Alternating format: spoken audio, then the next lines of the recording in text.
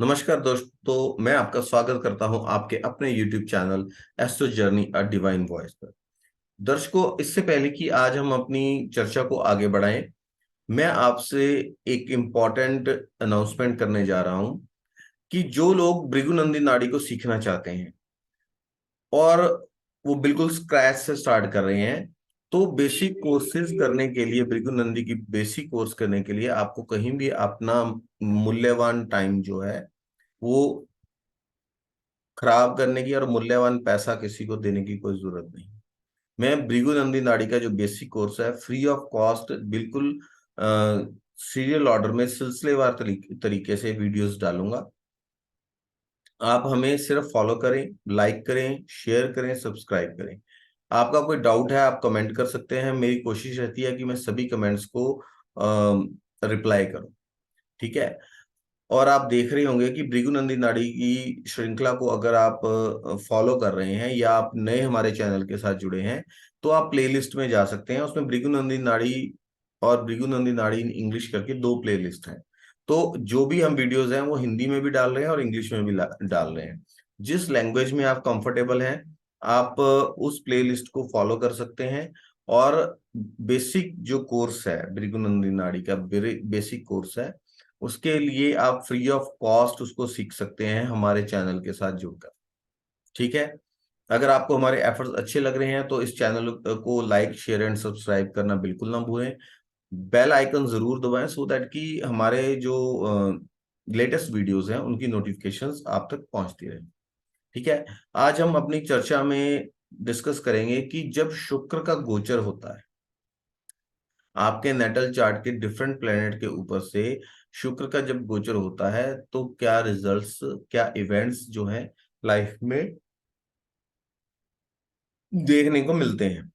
तो मैं आपको यहाँ पे एक चीज बता दूं कि कोई भी इवेंट लाइफ में तभी होगा जब आपके नेटल बर्थ चार्ट के अंदर उसका प्रॉमिस होगा, या आपके चार्ट में कोई भी जो अ, दशा चल रही है उससे वो कंसर्न्ड होगा। ट्रांजिट अपना रिजल्ट तभी देगा। ठीक है। तो आपने जो नेटल चार्ट को देखना, उसमें क्या प्रोमिसेस हैं उसको देखना भी बहुत जरूरी है। और उसको फिर आप ट्रांजिट के साथ क्लब करें, तब आप एक सही निष्कर्ष पर पहुंचेंगे। ठीक है। तो आइए आज हम स्टार्ट करते हैं कि जब शुक्र का गोचर आपके नेटल चार्ट के ऊपर से होता है, किसी प्लेनेट के ऊपर से होता है जो आपके जन्म कुंडली के प्लैनेट्स हैं, तो आपको क्या रिजल्ट्स जो हैं देखने को मिलते हैं।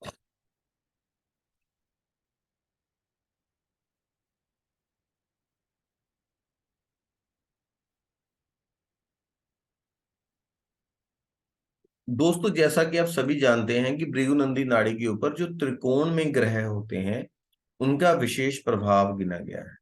इसी के साथ जो 3 7 11 में प्लैनेट्स होते हैं वो 50% स्ट्रेंथ के साथ प्रभावित करते हैं जिस प्लैनेट के साथ वो संबंध बना। ठीक है। चाहे ये गोचर में हो या आपके नेटल चार्ट के अंदर हो, ये इक्वली एप्लीकेबल है।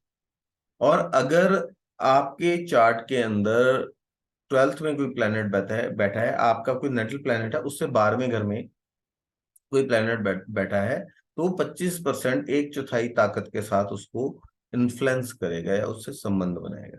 संबंध बनाने का असर मतलब आप, हम दृष्टि से बात करते हैं, कभी हम बोलते हैं साथ में कंजंक्शन है। बेसिकली हमारा मतलब ये होता है कि एक ग्रह जो दूसरे ग्रह से कोई संबंध बना रहा है, दोनों ग्रह एक दूसरे को इन्फ्लुएंस कर रहे हैं। ठीक है। तो रिजल्ट्स जो हैं वो कितनी इंटेंसिटी से हमें मिलते हैं। और अगर किसी ग्रह से कोई ग्रह सेकंड हाउस में बैठा, अगर उस ग्रह को हम रेफरेंस मान के चलें, जैसे मान लीजिए यह 12वें भाव में शुक्र है, अब कोई ग्रह अगर फर्स्ट हाउस के अंदर बैठा हो तो उसको अगेन 75% इंटेंसिटी से प्रभावित करे। ठीक है। तो इन चीजों को ध्यान में रखकर, अपने नेटल चार्ट को ध्यान में रखकर ही हम डायनामिक एस्ट्रोलॉजी को फॉलो कर सकते हैं। ठीक है। हम लोग हमेशा इस बात का ध्यान रखें कि जो नेटल चार्ट है वो बहुत इंपॉर्टेंट है। कई बार आप देखते हैं कि बहुत सारे जगह आपको सुनने को मिलेगा कि ये प्लैनेट का गोचर हो रहा है तो ये रिजल्ट्स आए। वो रिजल्ट्स तब आएंगे जब पहली बात आपके बर्थ चार्ट के अंदर उस चीज का प्रॉमिस हो। जब आपके बर्थ चार्ट में प्रॉमिस नहीं है तो वो रिजल्ट्स आपको देखने को नहीं मिलेंगे। ठीक है।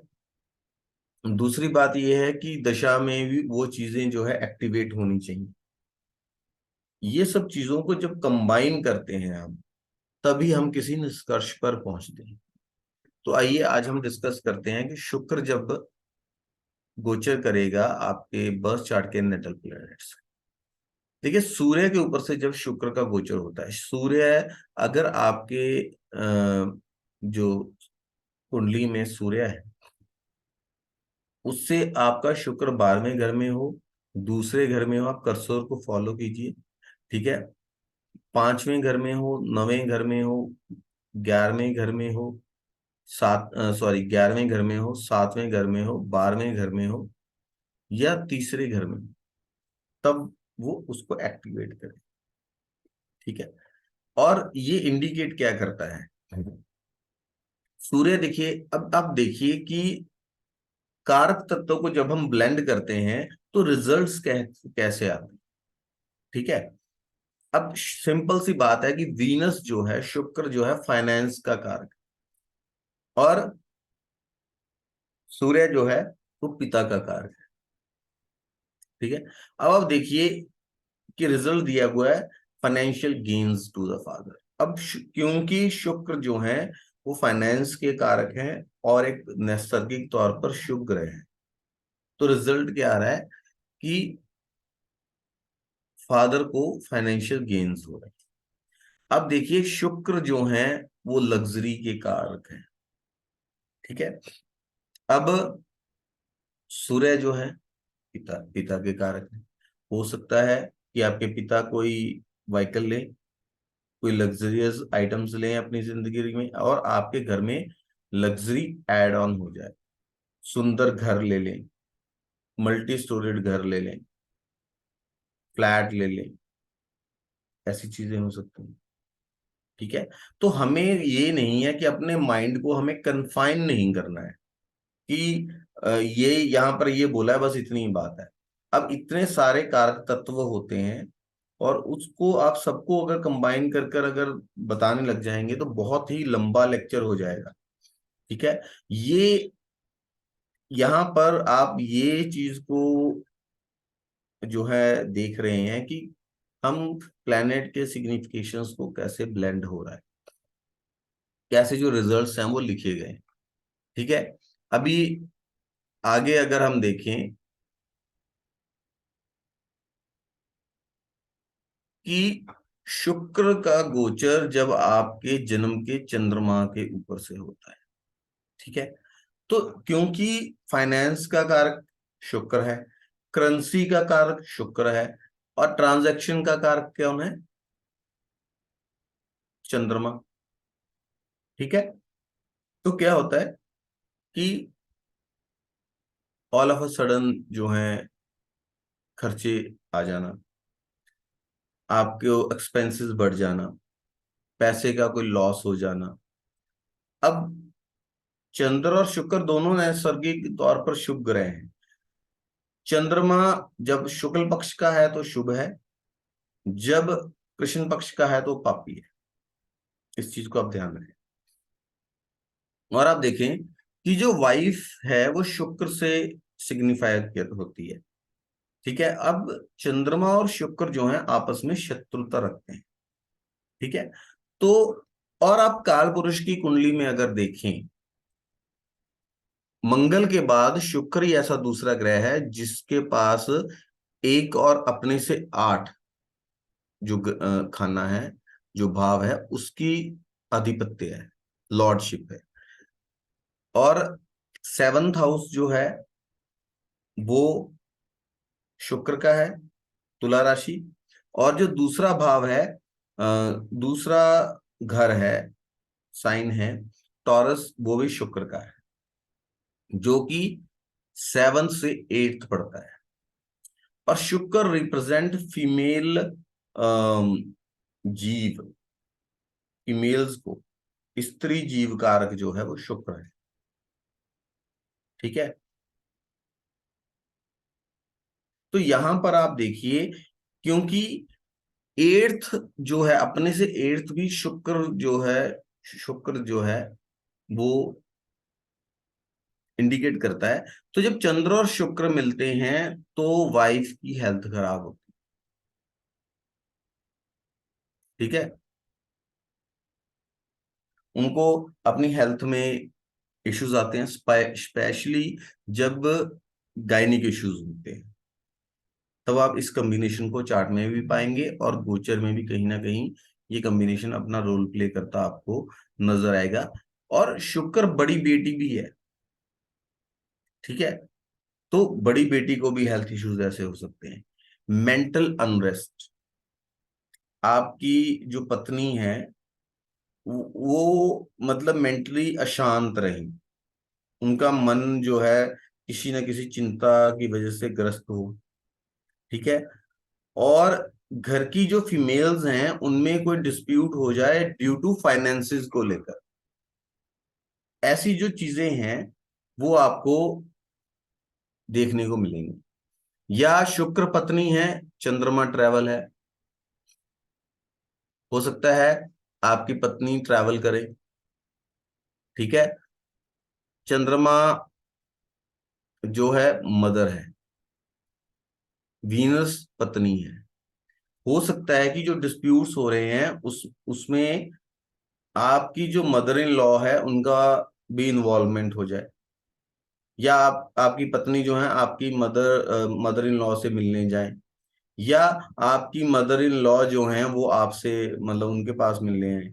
या ये भी हो सकता है कि आपकी पत्नी की बहुत ज्यादा अटैचमेंट हो अपनी मदर इन लॉ से, और मदर इन लॉ का काफी जो है सपोर्ट भी हो सकता है।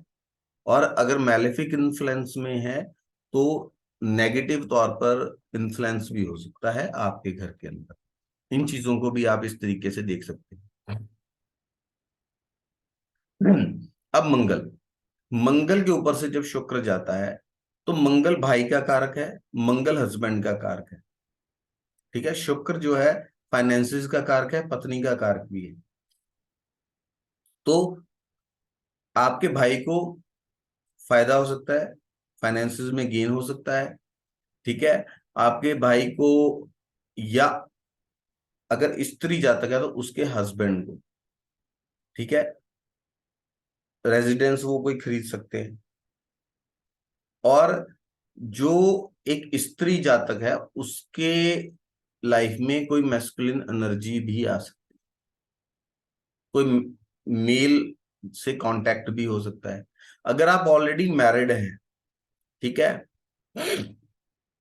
और चाइल्ड के लिए आप प्रयत्न कर रहे हैं, बच्चे के जन्म के लिए प्रयत्न कर रहे हैं, तो हो सकता है कि एस गोचर के अंदर आपको चाइल्ड जो है कंसीव भी हो जाए, वाइफ प्रेग्नेंट हो जाए।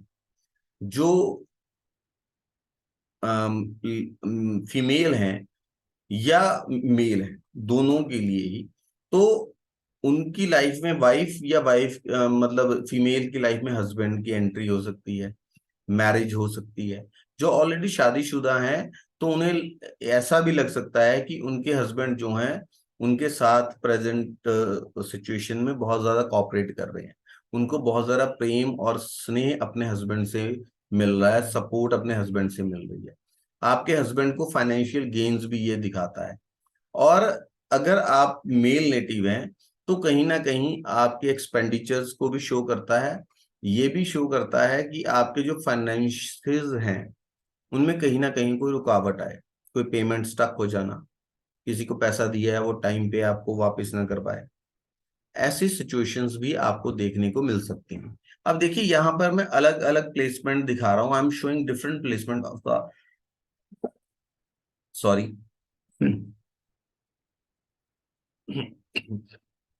मैं आपको डिफरेंट डिफरेंट प्लेसमेंट से समझा रहा हूं।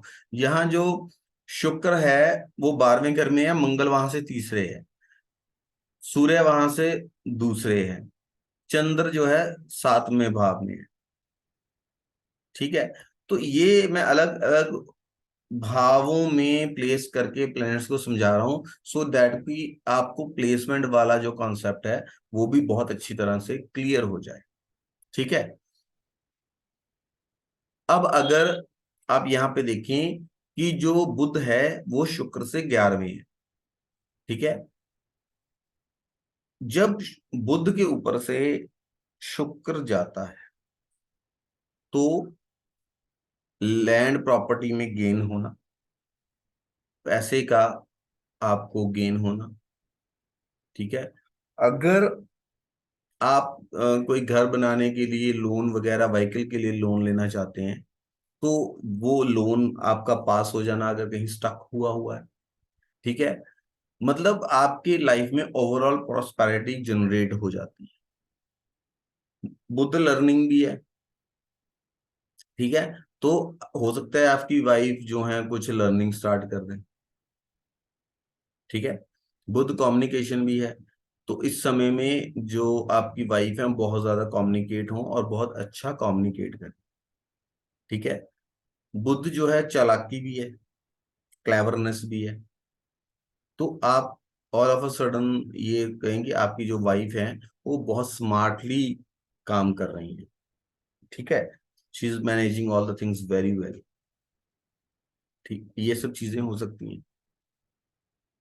फिर देखें कि अगर बृहस्पति के ऊपर से शुक्र जाता है, बृहस्पति जीव का कारक है, शुक्र जो है फाइनेंसिस का कारक है, तो जीव को फाइनेंशियल गेन, आपकी लाइफ में पैसा आना, आप ज्यादा सेव कर पाए, आप एफडीज करवा रहे हैं, गोल्ड खरीद रहे हैं, कुछ मतलब ऐसा एसेट आप क्रिएट कर रहे हैं जो कि एक परमानेंट टाइप ऑफ एसेट आपकी सेविंग्स में काउंट हो रहा है। ठीक है, इसी के साथ अगर बृहस्पति के ऊपर से शुक्र जाता है तो फैमिली में मिसअंडरस्टैंडिंग्स भी क्रिएट होती हैं, आपस में गलत फहमियां भी क्रिएट होती हैं। ठीक है, आप लग्जरी चीजें खरीद रहे हैं, कार खरीद रहे हैं, फ्लैट खरीद लें, कहीं छुट्टियों में घूमने चले जाएं, लाइफ में परफ्यूम खरीद लें आप। ठीक है, ऐसी चीजें, करेंसी का आपके पास आना, आप अपनी लाइफ में लग्जरी को ऐड ऑन कर, कोई आप डायमंड रिंग खरीद लें या गोल्ड ऑर्नामेंट्स खरीद लें, अपनी वाइफ को गोल्ड वगैरह खरीद के दे दें। ठीक है, खुशी का माहौल होना, क्योंकि दोनों गुरु ग्रह हैं, दोनों नैसर्गिक तौर पर शुभ ग्रह हैं, जब ये मिलते हैं तो आपके घर में कुछ सेलिब्रेशन हो, जो कि ड्यू टू हैप्पीनेस, खुशी के कारण से वो सेलिब्रेशन हो घर पे। ठीक है, अगर शुक्र के ऊपर से शुक्र हो जा रहा हो, तो अगर लड़का है, आप मेल नेटिव हैं, तो हो सकता है कि आपकी शादी हो जाए। आपकी किस्मत जिसे बोलते हैं कि किस्मत खुल जाना। ठीक है, आपका भाग्य उदय होना, आपकी लाइफ में लग्जरी का बढ़ना, आपकी लाइफ में वाइफ का आगमन होना, या आपकी लाइफ में किसी फीमेल का आगमन होना, आपको लव ऑफ योर लाइफ मिल जाना, प्योर लव जिसे बोलते हैं, निष्काम जो प्रेम होता है। ठीक है, अगर शुक्र अच्छे इन्फ्लुएंस में है। अगर आपका शुक्र जो है तामसिक ग्रहों के इन्फ्लुएंस में है, तो हो सकता है कि आप वुमेनाइजर हो जाएं, आप स्त्रियों की तरफ आकर्षित फील करें, बट ओवरऑल आप खुश रहने वाले जरूर। ठीक है, अब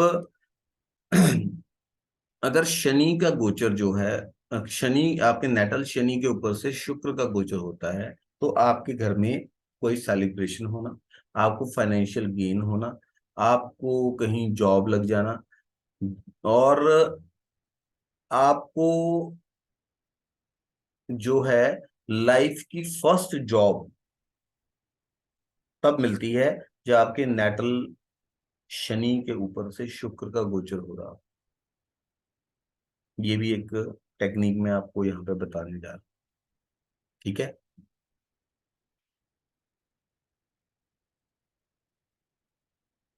फिर जब राहु के ऊपर से शुक्र का गोचर होता है, तो इंसान का एक कार्मिक कनेक्शन बनता है, कार्मिक चैप्टर स्टार्ट होता है, मैरिज हो जाना।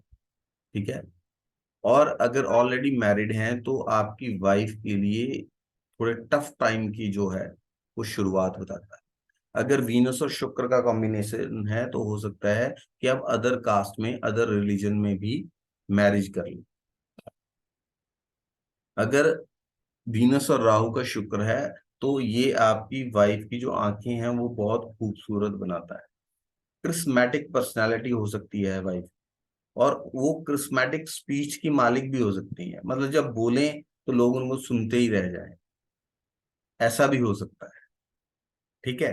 तो अब वीनस के साथ अगर शुक्र, सॉरी, केतु है, केतु के ऊपर से शुक्र का गोचर हो रहा है, तो ये सेपरेशन भी दिखाता है। ये भी हो सकता है कि आपकी वाइफ जो है किसी दूर की प्लेस से हो और किसी छोटे गांव से, एक स्मॉल प्लेस से। ये भी पॉसिबिलिटी है कि आपकी वाइफ जो है वो कम बोलने वाली हो, स्पिरिचुअल हो, और 100 बात की एक बात बोलकर बात खत्म कर दें। मतलब एक ही बात वो ऐसी बोलें कि जो डिस्कशन है वो खत्म हो जाए। ठीक है। तो ये सब जो परिणाम हैं, ऐसे इवेंट्स हैं, वो आपकी लाइफ में हो सकते हैं जब शुक्र का गोचर आपके नेटल चार्ट के बाकी ग्रहों के ऊपर से हो रहा है। ठीक है।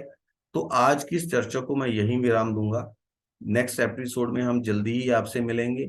आप सभी एपिसोड्स को देखें, और अगर आप बेसिक कोर्स करने का मन बना रहे हैं तो मेरी आपसे ये गुजारिश है कि आप हमारे सभी एपिसोड्स को, सभी वीडियोस को फॉलो करें। आपको कोई भी बेसिक कोर्स भृगु नाड़ी में करने की जरूरत नहीं पड़ेगी। ठीक है। और अगर आपको हमारे एफर्ट्स अच्छे लग रहे हैं तो प्लीज चैनल को लाइक करें, शेयर करें और सब्सक्राइब करें। नमस्कार।